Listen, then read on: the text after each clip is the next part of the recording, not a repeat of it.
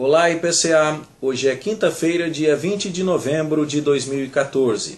Nós estamos juntos há 816 dias lendo a Bíblia e hoje leremos os Salmos 88 e 91. Nós estamos quase acabando a leitura de toda a Bíblia e procuramos fazer uma sequência cronológica das coisas enquanto estivemos lendo.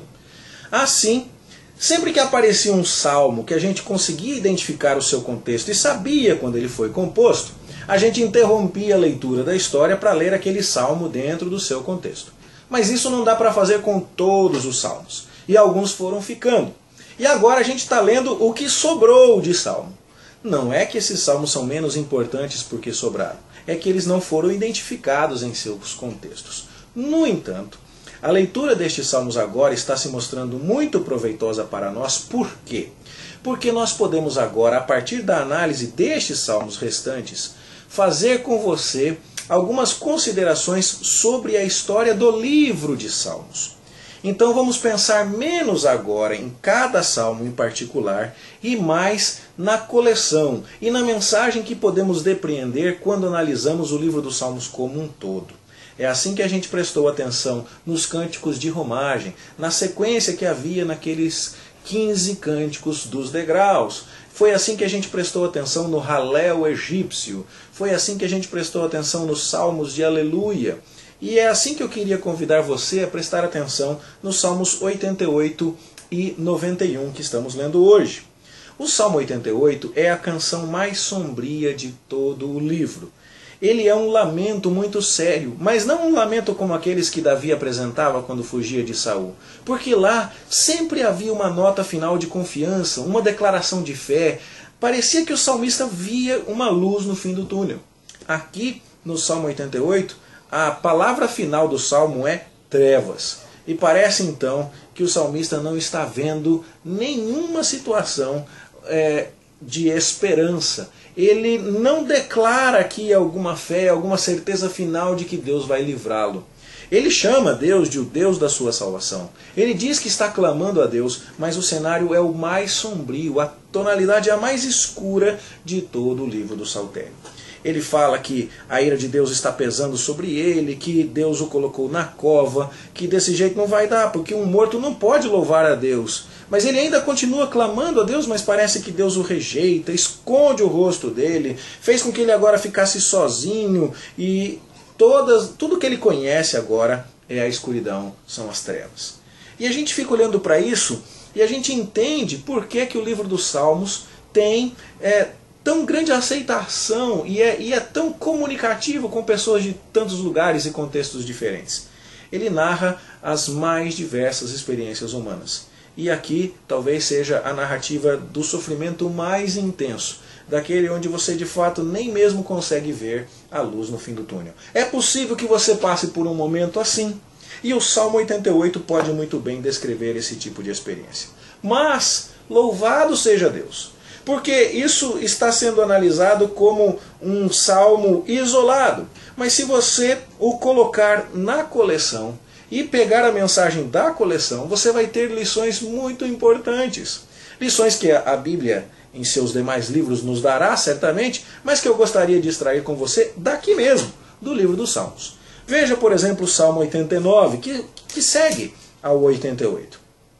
É um salmo onde se canta, o salmista quer louvar a Deus porque ele fez aliança com Davi, o seu escolhido, porque vai estabelecer o seu reino para sempre. Versos 19 e 20, porque deu a esse herói o poder de socorrer, a Davi, o seu servo, ungido com óleo santo e tudo mais.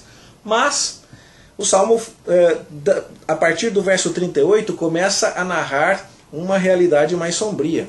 A casa real de Davi foi rejeitada, foi repudiada, foi aniquilada por conta da sua infidelidade. E a gente já comentou este salmo lá no final do ano passado, em novembro de 2013, mostrando então que aqui tínhamos uma promessa verdadeira que Deus estava para cumprir, mas que naquele momento específico de composição destes versos, em particular 38 a 51, 52, isso parecia não estar se verificando. E aí então a gente percebe por quê? Por conta do pecado, por conta do juízo de Deus. Juízo que é o mesmo tema do salmo seguinte, 90, que foi composto por Moisés, enquanto o povo de Deus estava no deserto, numa época que nos é narrada lá no livro de Números, que é o quarto livro do Pentateuco. E é por isso mesmo que aqui começa o livro 4 do Saltério, que vai até o Salmo de número 106. E o que é que Moisés está dizendo? O Senhor tem até razão em nos punir, mas olha para nós com misericórdia.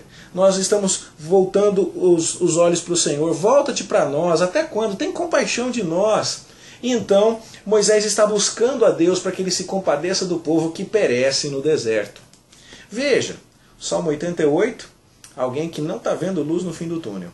Salmo 89, alguém que está sofrendo muito, mas está lembrando das promessas de Deus a Davi. Salmo 90, o povo perecendo no deserto, mas Moisés clamando e esperando pela misericórdia de Deus.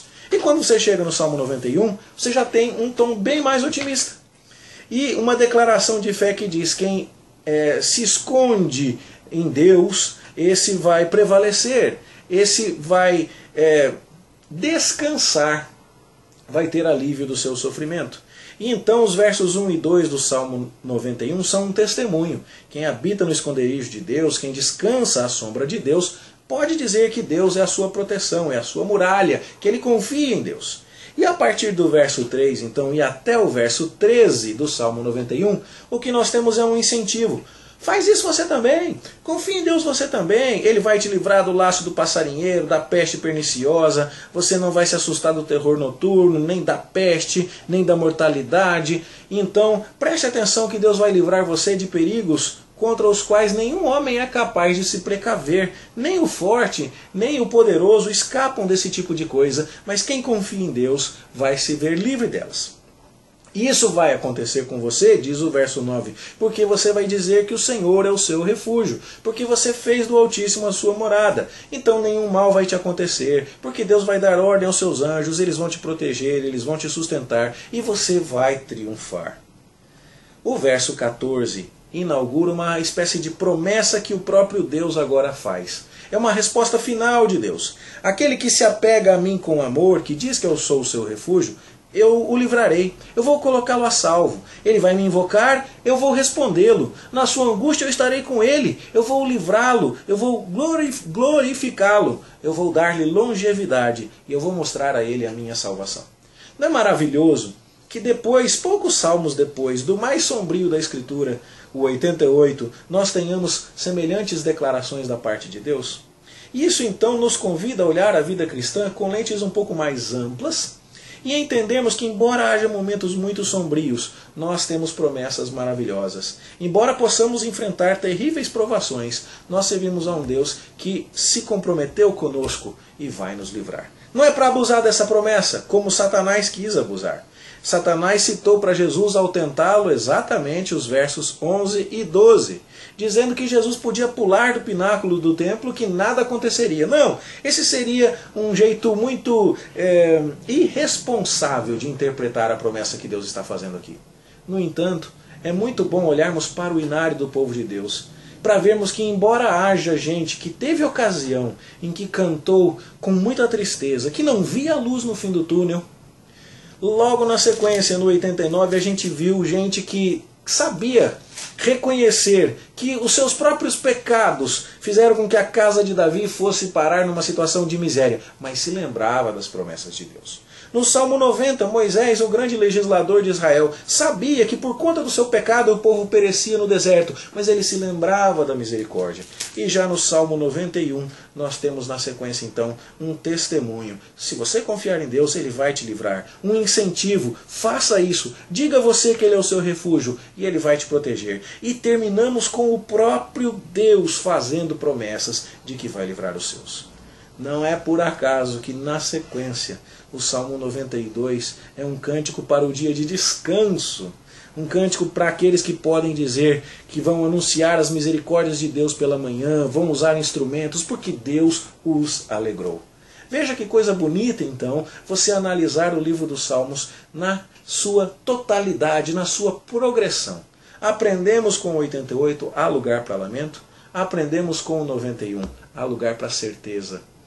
E, no entanto, aprendemos muito também quando colocamos essas coisas dentro da nossa vida cristã e da nossa experiência. Elas não se excluem. E assim é no livro dos Salmos, e é por isso que eu fico feliz de poder compartilhar com você essa percepção final agora a respeito deste maravilhoso, extraordinário inário do povo de Deus. Eu espero que essas considerações abençoem você e que, por mais difícil que seja o buraco ou a cova em que você esteja enfiado, que você possa dizer: o Senhor é o meu refúgio, eu fiz dele a minha morada. Que isso console, abençoe e alimente o seu coração. É a nossa oração em nome de Jesus. Bom estudo para você e até amanhã, se Deus quiser.